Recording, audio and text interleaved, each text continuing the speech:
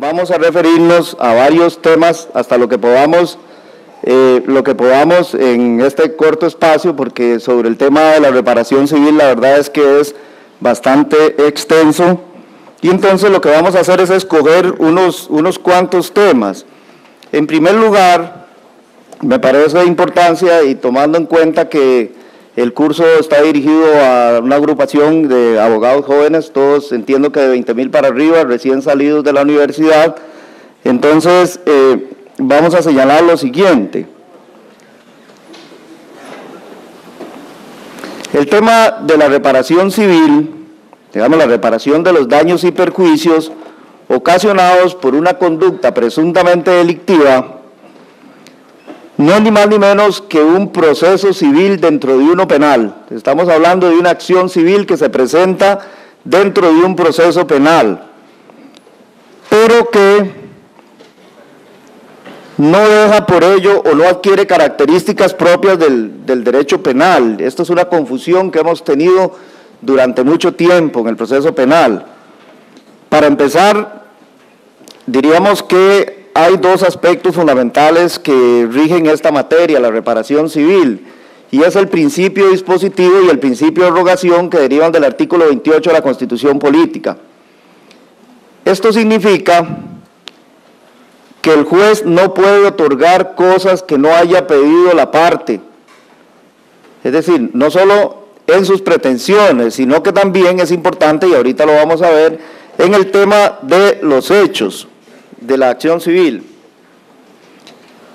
Entonces, por eso es que un juez penal, estoy hablando juez de tribunal, juez de casación, de la sala tercera, un juez de apelación, etcétera, no podría conceder algo que no se le ha pedido, ni diferente a lo que se le ha pedido, porque violaría el principio de congruencia que está regulado en el Código Procesal Civil, artículos 99, 153 y 155 del Código Procesal Penal.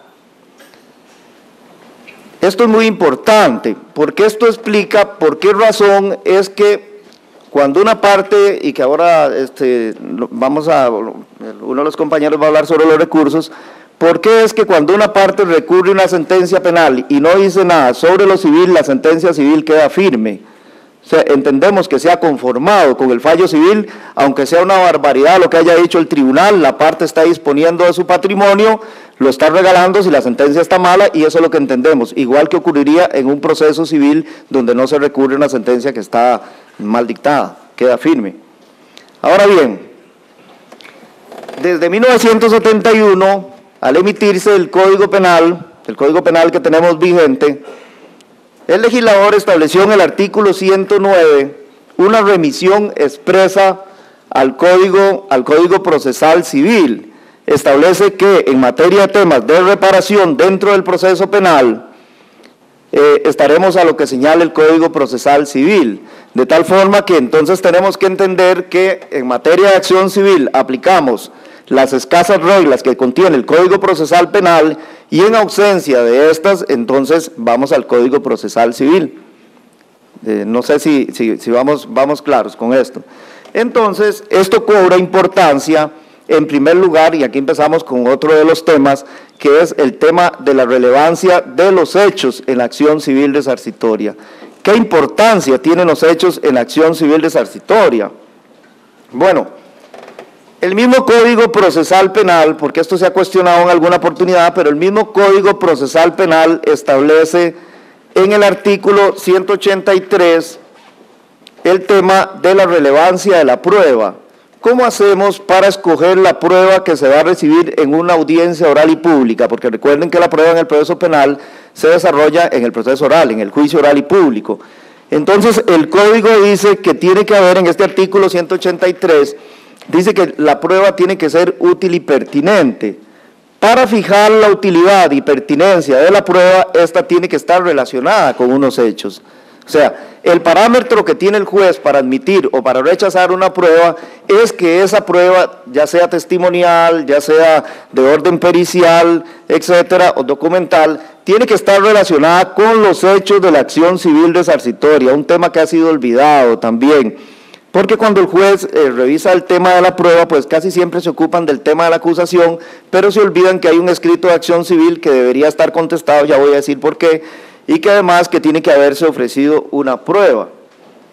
Y esto también se encuentra desarrollado en el artículo 116 del Código Procesal Penal. Esta norma señala que el actor civil, la actividad que va a tener el actor civil en el proceso penal es demostrar los hechos que establecen el tipo de reparación que él viene pidiendo, ¿verdad? El tipo de reparación del daño o la compensación del daño moral. Ya vamos a explicar cuál es la diferencia de esto.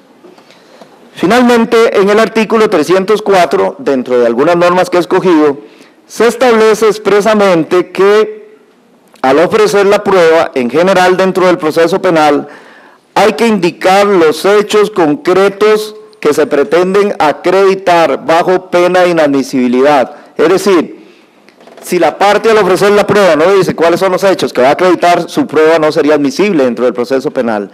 Esto se ve atenuado por una jurisprudencia de la Sala Constitucional que aplica no solo para imputados, sino también para las víctimas, y las víctimas son las que presentan las acciones civiles resarcitorias, en el sentido de que la prueba, aun cuando sea ofrecida en forma irregular o extemporánea, fuera del tiempo, o no bien ofrecida, como dice el 304, tendrá que recibirse si es útil y pertinente para averiguar la verdad real o material, que es el fin último del proceso, según lo establece el artículo 180 del Código Procesal Penal. Pues bien, si nos trasladamos al Código Procesal Civil, tenemos que el artículo 317 del Código Procesal Civil, que es una regla de oro y que es la carga de la prueba, establece que la persona que afirme un hecho en la cual sustente una pretensión tiene que probarla. Y la persona que afirme un hecho en el que sustenta la oposición o la formulación de una sección, en este caso a la acción civil, tendrá que probarlo, ¿verdad? Esto vamos a hablarlo un poquito más adelante sobre el tema de la carga de la prueba. Entonces, vean ustedes cómo los hechos sí tienen relevancia, a pesar de que no se le han dado en el proceso penal, y en algún momento se ha dicho por la jurisprudencia de la Sala que unos hechos de una acción civil se pueden completar con los de una querella, lo cual es absolutamente, digamos, inadmisible, inatendible, ¿verdad? Es una cuestión que jamás podría sostenerse. En realidad, los únicos hechos que puede examinar un juez para resolver un tema civil son los que vienen en el escrito de acción civil o en la contestación al escrito de acción civil, o aquellos nuevos que se agreguen antes del inicio del juicio, porque el Código Procesal Penal permite ampliar hechos, digamos, a los formulados al escrito de acción civil, al contestar la audiencia del artículo 308. Esto funciona así: una vez que el fiscal termina la investigación, le da una audiencia al actor civil por 5 días para dos cosas: para que concrete pretensiones y para que, digamos, ofrezca la prueba. Y ahí mismo podría ampliar los hechos en cuanto si ha surgido un nuevo evento que ha producido algún tipo de daño de orden patrimonial o de orden moral, o una cuestión que está de moda, que más o menos todo el mundo sabe qué es, pero que tampoco se sabe cómo se valora, que es el famoso daño social. Hasta el momento, solo palos de ciego hemos estado dando, porque no se sabe cómo cuantificar el tema del daño social. Hay unos peritajes que no tienen ningún sustento, pero ahí lo han estado haciendo, y hay algunas sentencias ya condenatorias en ese sentido. Bien, ¿qué otra importancia tienen los hechos en materia de acción civil resarcitoria dentro del proceso penal? Bueno, el derecho de defensa, ¿verdad? ¿Cómo se defiende un demandado civil de unos hechos que no son claros, precisos y circunstanciados? ¿Cómo hace un demandado civil cuando le alegan que una persona ha sufrido un daño moral y que tiene pues algún grado de perturbación, por ejemplo, y no le describen cuál es esa perturbación? Tendré que llegar a defenderme ¿cómo? Uno no sabe cómo. Yo me quedaría callado y al final diría que no hay unos hechos donde se estén sustentando el tipo de daño moral en el cual se pretende la reparación. Por eso es que el artículo 112 también del Código Procesal Penal señala que hay que indicar los motivos en que la acción se basa. Los motivos en que la acción se basa, en parte, es una descripción clara, precisa y circunstanciada de los hechos. Si tenemos alguna duda sobre esto, entonces nos vamos al artículo 109 del Código Penal, que nos remite al Código Procesal Civil, y el Código Procesal Civil, en el artículo 290, párrafo segundo, dice que los hechos de la demanda tienen que ir uno por uno bien especificados. Así es que no hay la menor duda sobre esto, de que hay legislación, y la doctrina de la jurisprudencia de la Sala Primera de la Corte Suprema de Justicia va en ese sentido, y buena parte de la jurisprudencia de la Sala Tercera apunta en la misma dirección. Entonces tenemos que es importante que la parte defina bien en los hechos cuál es el daño moral cuya reparación pretende, sería más bien compensación. Y también que señale cuál es el daño patrimonial, así la parte que está al frente tendrá la opción de defenderse y de señalar por qué se opone a la demanda o por qué formula algún tipo de excepción. Bien, ¿quién tiene que controlar que esto venga bien? Recuerden que la acción civil se puede presentar en delitos de acción pública, instancia privada ante el fiscal, pero en delitos de acción privada, la acción civil se presenta directamente ante el tribunal, en delitos de acción privada, que son los delitos contra el honor y la propaganda desleal. Entonces, el control en esta segunda la tiene el juez de juicio, en la primera la tiene el fiscal. Si el fiscal falla, entonces le tocará revisarlo al juez penal antes de admitir de la acción civil resarcitoria y la constitución de partes. Bien. Tienen importancia también para el demandado civil a la hora de contestar los hechos. ¿Por qué? Porque el artículo 305 del Código Procesal Civil, porque el Código Procesal Penal no dice nada al respecto, entonces tenemos que ir al Código Procesal Civil, dice que los hechos tienen que contestarse uno por uno, indicando si se admiten como ciertos, se rechazan por inexactos, etc. Y de una vez señala esta norma que el que no conteste una demanda de esta forma se tendrán los hechos por ciertos, excepto que sean contradictorios con una prueba confesional que es muy limitada en el proceso penal, o con algún tipo de documento, o que los hechos en sí mismos sean contradictorios y no le permitan al juez tomar una decisión adecuada. Muy bien, tienen importancia también en cuanto a las excepciones. Si bien es cierto, el Código Procesal Penal tiene una regulación sobre excepciones en los artículos 42 a 44, es evidente que estas excepciones tienen que ver con la materia penal, por cierto, muy mal reguladas, muy mal formuladas, pero tienen relación directa con el proceso penal. Habla de una falta de acción, un tema que todavía discuten que es acción o que no es acción, ¿verdad? Desde el punto de vista penal. Porque las excepciones están en el artículo 298 del Código Procesal Civil. Ahí donde están las excepciones reguladas y que tienen relación directa con temas de reparación patrimonial o compensación de daño moral. Vamos a aclarar esto, el tema de la reparación y la compensación. El daño patrimonial se repara. Cuando una persona pierde una parte de daño patrimonial, perdió su vehículo, perdió una parte de su capacidad general orgánica, entonces esto se repara. O sea, viene un perito, hay que probar la magnitud del daño, y viene un perito y nos dice, más o menos le recomienda al juez cuánto sería la suma que debería otorgar por la pérdida del patrimonio. Cuando se trata de daño moral, que el daño moral adecuadamente considerado sería el daño moral subjetivo, que es el dolor que ha sufrido una persona en relación con un evento relacionado también con un hecho delictivo, porque si no, no tendría acceso al proceso penal. Entonces, la parte tiene la obligación de demostrar el daño que ha invocado en el hecho, su magnitud, pero aquí no hay peritos para acreditar el monto. El monto lo fija el juez, le corresponde al juez. Nada hace un perito determinando o recomendando montos por daño moral, porque el daño moral no se repara, se compensa. Es una especie de paliativo por el sufrimiento que ha tenido una persona, y en este sentido, entonces, es totalmente inadecuado estar nombrando peritos para que recomienden un monto. Sí es importante que un perito podría ayudarnos a determinar la existencia del daño moral. Un psicólogo que venga a decirnos si hay un problema, digamos, de daño psicológico o un psicólogo que venga a indicarnos qué perturbaciones realmente ha tenido una persona.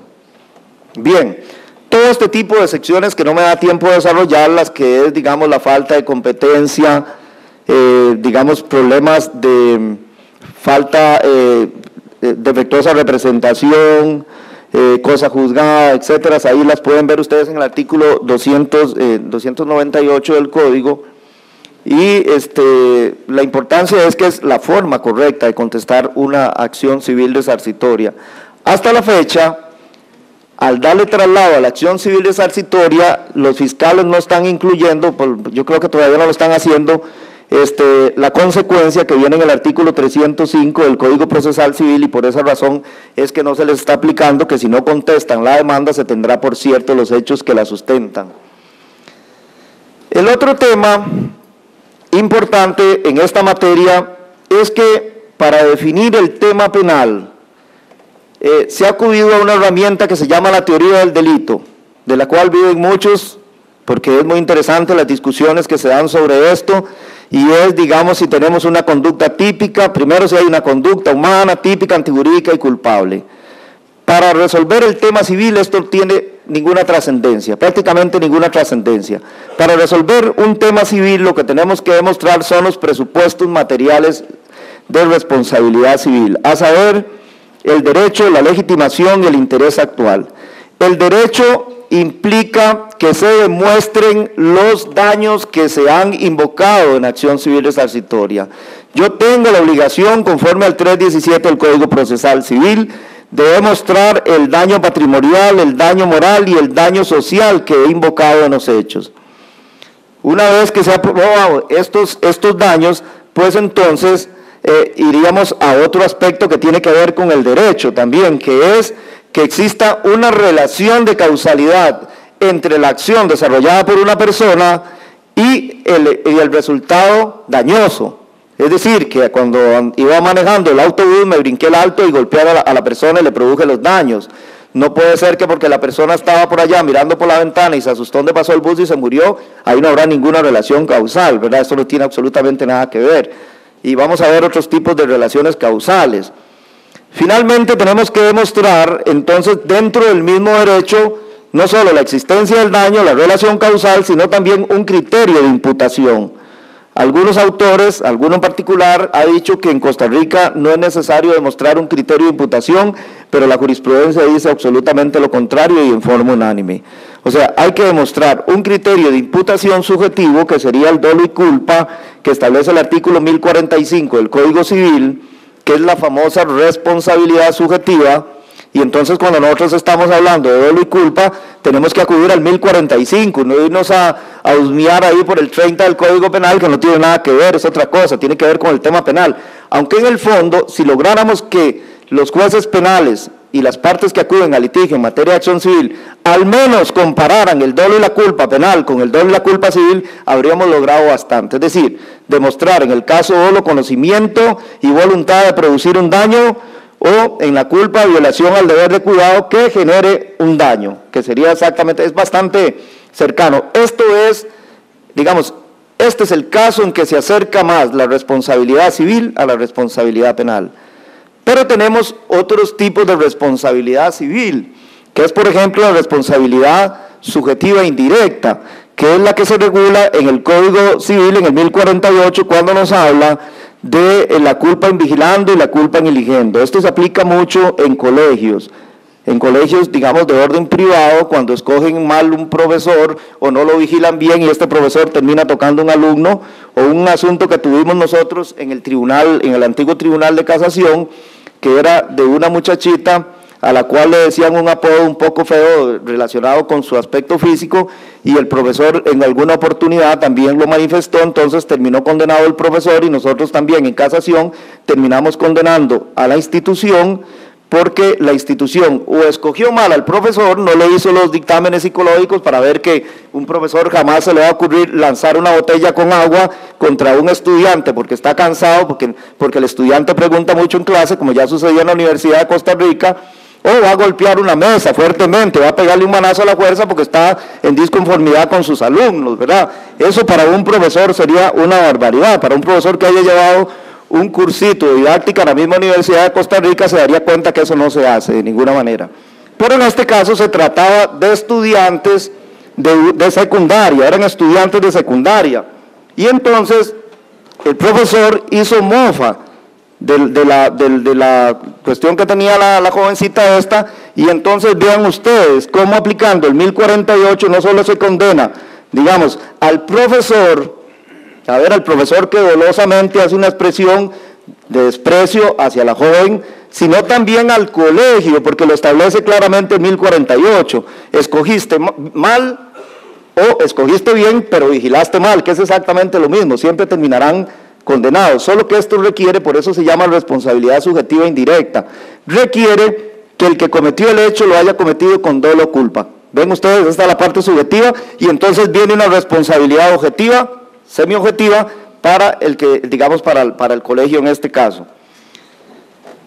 También tenemos este tipo de responsabilidad subjetiva indirecta en la Ley de Tránsito, artículos 199 y 200 de la Ley de Tránsito, que han sido modificados, que dice que cuando se condene a una persona que utiliza un vehículo, voy a lo que recuerde, digamos que la persona no tiene licencia para conducir, que el vehículo no tiene los permisos para circular, que el vehículo se ha explotado en alguna actividad mercantil, entonces en este caso no solo responde el que produjo el daño, sino también todo el patrimonio del dueño del vehículo. Esta es responsabilidad subjetiva indirecta también, porque en estos casos se requiere que se condene al que produjo el daño. Si no se condene, tampoco va a responder el dueño del vehículo. También tenemos el tema de la responsabilidad objetiva, que es de lo más trascendental, y voy a señalar tres casos básicamente. El tema de la explotación de riesgos, artículo 1048, párrafo quinto del Código Civil. Dice esta norma que todo el que explote una máquina motiva, dice, es una máquina con motor, tendrá que pagar todos los daños y perjuicios que se produzcan, dice, en muerte o lesiones, así una limitación que nosotros la hemos extendido a otro tipo de digamos, como bienes materiales, por ejemplo. Digamos, tiene que pagar, excepto que demuestre culpa a la víctima o fuerza mayor. El caso fortuito está excluido, aún con caso fortuito tienen que pagar, ¿verdad? Entonces, ¿qué es lo que le queda aquí al actor? En este tipo de responsabilidad objetiva, el actor civil tiene que probar que sufrió el daño, tiene que probar que ese daño se produjo razonablemente, teoría de la adecuación, ¿verdad?, de la acción adecuada, tiene que probar que razonablemente ese daño proviene de la explotación, ¿verdad?, que hay alguna relación, y entonces la única forma que tiene para librarse la persona que explota esta máquina motiva es probar la fuerza mayor, que es un acontecimiento de la naturaleza bastante difícil de hacerlo, culpa a la víctima, y entonces usualmente terminan condenados. Ven que aquí, ¿por qué se le llama responsabilidad objetiva? Porque desaparece el dolo y la culpa, ¿verdad? Entonces el criterio de responsabilidad es porque la persona explota un riesgo. Esto surge por allá con la revolución industrial, cuando las máquinas friccionaban contra los rieles y entonces saltaban chispas y se quemaban los sembradíos, y entonces no había ni dolo ni culpa, entonces establecieron este tipo de responsabilidad que todavía perdura en el 1048 del Código Civil desde 1902 en nuestro ordenamiento jurídico. El otro tipo de responsabilidad objetiva está en el artículo 35 de la Ley 7472, que tiene que ver con el consumo de productos o servicios. Digamos, esto de ir a restaurantes, ir a los centros comerciales, nos roban el vehículo, recuerden el caso de la señora que le cayó la caja en uno de estos supermercados grandes. Entonces, en estos casos, ventas de productos, todo el proceso, desde la producción hasta la puesta a la venta del producto, todos responden, uno escoge a quién demanda. Igualmente, con la prestación inadecuada de un servicio. Esto es muy usual en hospitales privados, ¿verdad? Los hospitales privados, cuando un médico falla, independientemente que les está alquilando únicamente el quirófano, el hospital también responde, aunque ellos digan que uno y lo pongan a firmar que no responden, igual que están los rótulos cuando ustedes van a los supermercados y dicen, no nos hacemos responsables, sí son responsables. No hay una sola sentencia a la Sala Primera, a la Corte Suprema de Justicia, que los haya absuelto, siempre los condena. Igual funciona esto para los bancos. Ustedes han visto cuando a uno le sacan el dinero a través de manipulación electrónica. Todos los bancos han terminado condenados también en estos casos. ¿Por qué? Porque están prestando defectuosamente un servicio y a través de ese servicio entonces se produce un daño, o como sucedió en la sentencia 1333 del 2007, que es la sentencia famosa del caso de Monteverde. ¿Recuerdan? Cuando unos maleantes entraron al banco y dispararon, mataron personas, los policías también dispararon y murió gente. Entonces, primeramente se había condenado solamente a la empresa de seguridad y la Sala Tercera estableció que había responsabilidad objetiva porque se estaba prestando un servicio en cuanto al tema de valores, y en esa actividad es que mueren las personas o resultan lesionados y entonces terminaron condenados. La otra, solo voy a tratar 3, hay algunas otras, digamos, de menor trascendencia. La otra responsabilidad es la que establece la Ley General de Administración Pública en los artículos 190 y siguientes, 190 a 201 de la Ley General de Administración Pública. Y esto es para cuando el daño se produce por un funcionario de la administración. Igual, la administración siempre tiene que pagar el daño, excepto que pruebe culpa a la víctima, fuerza mayor o hecho de un tercero. En relación con la anterior responsabilidad, la ley lo único dice, esto de lo que dije anteriormente sobre la ley 7472, la ley dice que únicamente se excluye la responsabilidad cuando se demuestre ajenidad al daño. Nada más dice eso. Entonces la jurisprudencia aquí parado es ajenidad al daño a lo que dice la Ley General de Administración Pública. Entonces, esto nos sirve para reclamar daños que se producen como muy a menudo en hospitales, cuando operan mal o devuelven a la persona que viene al parto. Hemos tenido muchos casos que le devuelven y dicen, váyase vagabunda aquí, que tiene que ir a caminar un poco más y ya tiene el producto muerto, y después tienen problemas gravísimos porque hay unas infecciones, o como a un amigo que recién muere, que igual le dicen, váyase a la casa, que ustedes le dan una aspirina, y lo que tenía ya era una peritonitis y se murió, ¿verdad? Ya se fue bastante joven, como de 60 años, diría yo, bastante joven, no comparado con ustedes, pero sí bastante joven. Bueno, entonces esto es importante. ¿Por qué es importante? Bueno, porque cuando planteamos un tema de responsabilidad civil y, por ejemplo, vamos a poner una sección de falta de derecho, entonces vamos a tener claro que no es aquello sin acción allí, que algunos enseñan, todavía algunos trasnochados enseñan de esa forma, que eso no significa nada, sino que vamos a decir falta de derecho, no se probó el daño, no se probó la relación causal o no se probó el criterio de imputación. ¿Estamos claros? Ahí es cuando podemos decir que hay falta de derecho realmente. O podríamos decir cuestionar el tema de la legitimación, es decir, que la persona que está demandando no es a la que le corresponde reclamar. Por ejemplo, que le roban la computadora a la compañera y llego yo a cobrarla. No, la que tiene que cobrarla es quien sufrió el daño, ¿verdad? No puede llegar un tercero. Si voy a alegar también, puede ser que a mí me estén cobrando la falta de legitimación pasiva, le estemos cobrando a quien no responde. Un ejemplo clásico de esto es el traspaso de vehículos, que a veces no se inscriben, pero lo que hay que hacer es guardar la copia de la escritura, y cuando me demandan, entonces yo digo, no, miren, esto ya no me pertenece, y con eso me eximo de responsabilidad. Bien, también tenemos que ver dentro de estos presupuestos materiales, que sería el derecho, la legitimación, el interés actual, es que la obligación, interés actual, tiene que ser exigible, ¿verdad? No puede ser una mera expectativa de derecho. Y entonces no solo eso significa actualidad, es decir, que el daño ya se produjo y entonces lo puedo cobrar. No puedo cobrar expectativas, excepto, se cobra el daño, pero también se podría cobrar los perjuicios. A veces los perjuicios no son tan ciertos, pero deben tener algún grado de certeza. Es decir, cuando me despedazaron el vehículo, evitaron que yo lo pudiera vender y tenía un buen negocio con mi vehículo, entonces tuve una pérdida considerable. Y también los españoles hablan desde hace bastante tiempo, más o menos desde el 2000, de la pérdida del chance, pérdida de oportunidad. ¿Qué se le atribuyen? Ojo ustedes que van para arriba y que empiezan en la carrera de abogados. En España se está condenando a los abogados cuando no realizan bien su actividad y de esa manera hacen perder una oportunidad a su cliente.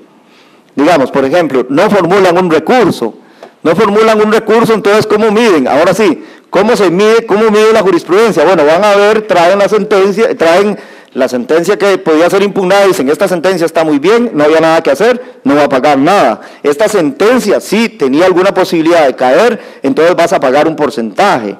Hace poco teníamos un caso de un señor que muere en una clínica privada, un señor ahí medio chichoso que muere por, digamos, le conectan para verle el tema del corazón y lo ablandan ahí para cobrarle un monto determinado, y entonces el señor se enoja, se sienta en una silla y lo tenían que trasladar rápido a un hospital público.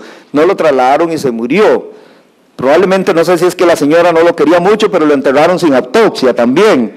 Entonces, cuando arranca el proceso penal 6 o 7 meses después, ya no había nada, ¿verdad? Ya no se podía hacer la autopsia, ya no había, y entonces para allá y para acá el expediente, porque lo absuelven, lo condenan y lo absuelven finalmente en la tercera que nos toca a nosotros, pero era prácticamente imposible demostrar que había habido culpa.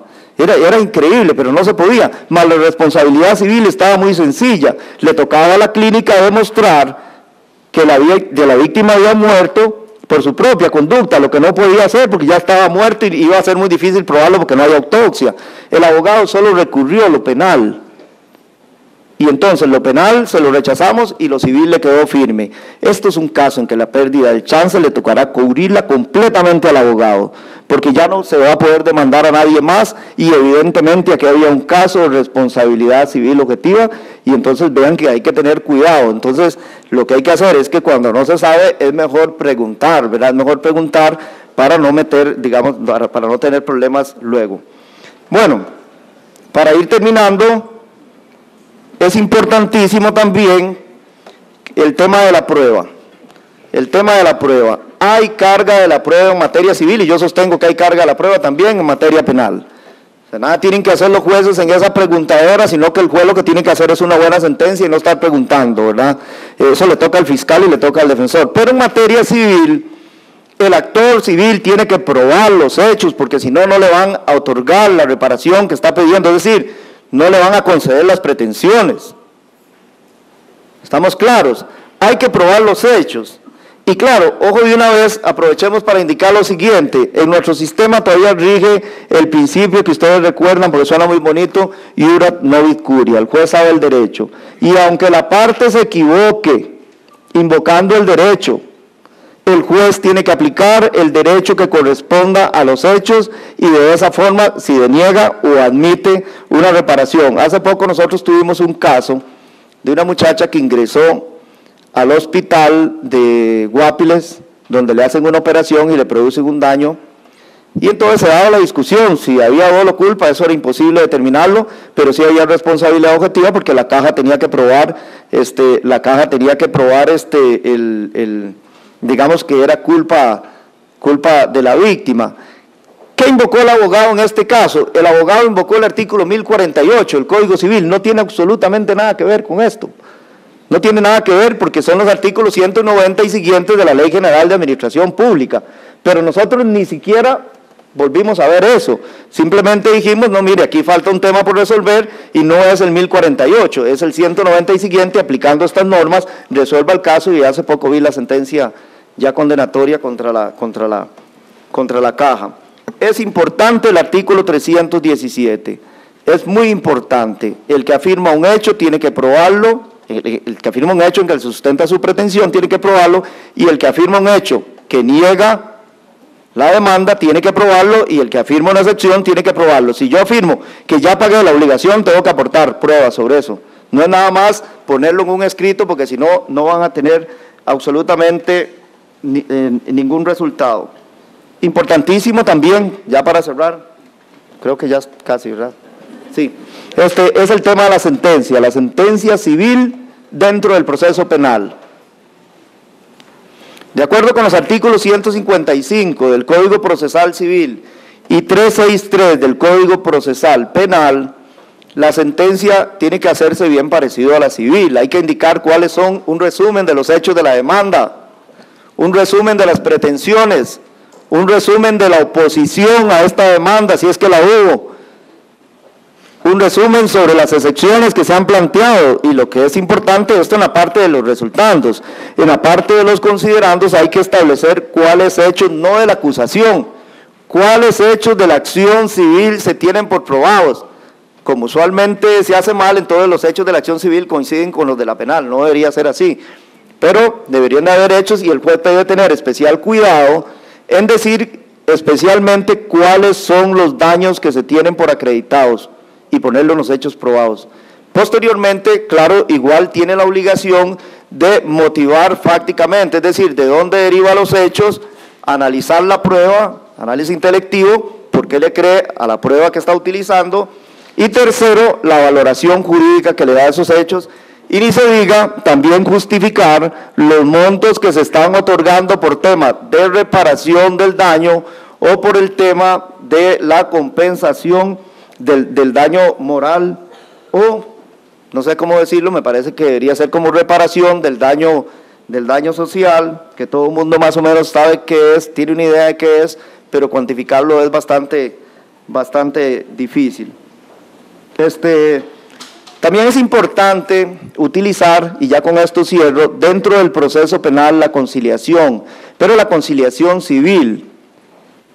Y la palabra mágica aquí sería eso, poner conciliación civil, porque si ustedes ponen solo conciliación, entonces los fiscales y los jueces les dicen, aquí no hubo conciliación, se revoca porque no pagó, seguimos con el proceso penal y eso es un problema.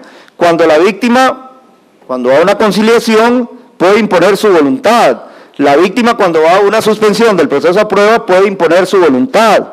La víctima cuando negocia la aplicación de un procedimiento abreviado puede imponer su voluntad.